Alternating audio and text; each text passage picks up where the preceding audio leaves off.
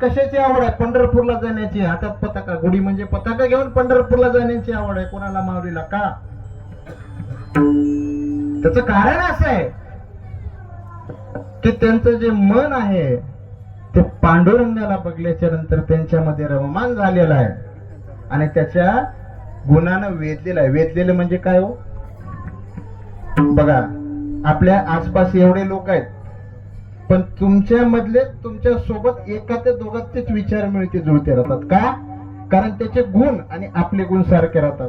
उदाहरणामध्ये बिडी पिणारा बराबर बिडी पिणारा सोबतच बसतो, बरोबर. तसंच चहा पिणाऱ्या सोबत बसते. म्हणून जे भगवंताचे गुण आहेत ते माऊलीला ते वेधलेले आहेत, लक्षात घ्या.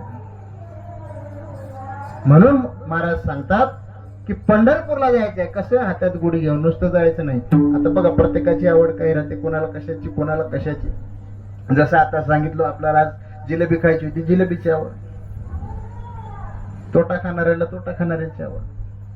पण मला एक ह्याच्यामध्ये एक छोटासा प्रश्न असा आहे की मला सांगा, आवड कोणाला राहते हो? तुमच्या आमच्या सारख्या माणसाला आवड असणं साहजिक आहे, पण प्रत्येक गोष्टीमध्ये, परमार्थामध्ये असू द्या, योगामध्ये असू द्या, ज्ञानामध्ये असू द्या, जी माऊली पूर्णत्वास प्राप्त झालेली आहे तिला आवड कशी असेल? मला सांगा, एखादा माणूस पूर्णत्वाला प्राप्त झाल्याच्या नंतर तिला आवड असते का? असते का? नसते मानव. पण या ठिकाणी माऊली सांगतात की माझ्या जीवीची आवडी. आलं का लक्षात? मला काय म्हणायचंय, एखादा माणूस आहे तो पूर्णत्वास प्राप्त झालेला आहे. आता माऊली आवड कोणामध्ये असते? जो पूर्ण नाही त्याच्यामध्ये आवड. आवड म्हणजे काय हो? आपल्या मनातून एखादी इच्छा प्रकट होणे, आणि हे अकस्मात होत नाही बरं का. तुमच्या मनामध्ये असलेली इच्छा बाहेर निघते. तुकोबारायचं प्रमाण आहे, अंतरीचे भावे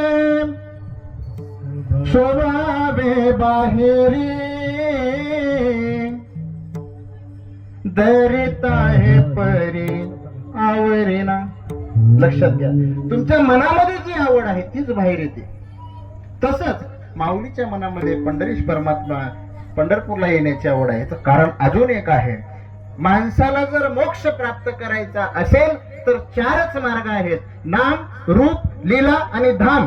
या चारीपैकी एक गोष्ट जोपर्यंत तुम्ही तुमच्या आयुष्यामध्ये तुम्ही त्या गोष्टीला धरून राहणार नाहीत तोपर्यंत तुम्हाला मोक्षाची प्राप्ती नाही. या अभंगामधून माऊली चारही गोष्टीचं तुम्हाला दर्शन देतात. नाही, लक्षात घ्या. पंढरपुरी जायचंय, धाम आलं. लक्षात घ्या बरं का, पंढरपूरला जायचंय, धाम आलं. तिसऱ्या चरणात माऊली सांगतात, जागृती, स्वप्न आणि सुषुप्ती ना आठवे. हे तीन लक्षणं कोणाची येतो? हे तीन लक्षणं आपल्या या स्थूल शरीराचे, सूक्ष्म शरीराचे आणि कारण शरीराचे आहेत. आलं का लक्षात? आता काय झालं तुम्हाला सांगतो थोडक्यात. एवढ्या स्पीड मध्ये अभंग ओढणं लय अवघड आहे. महाराज मला धोतरच घालते जात की नाही वाटलं तर तुम्हाला सांगतो. बाबा शिटी वाजवायला येऊन तिथं थांबले. आता काय करा? लक्षात घ्या गोष्ट.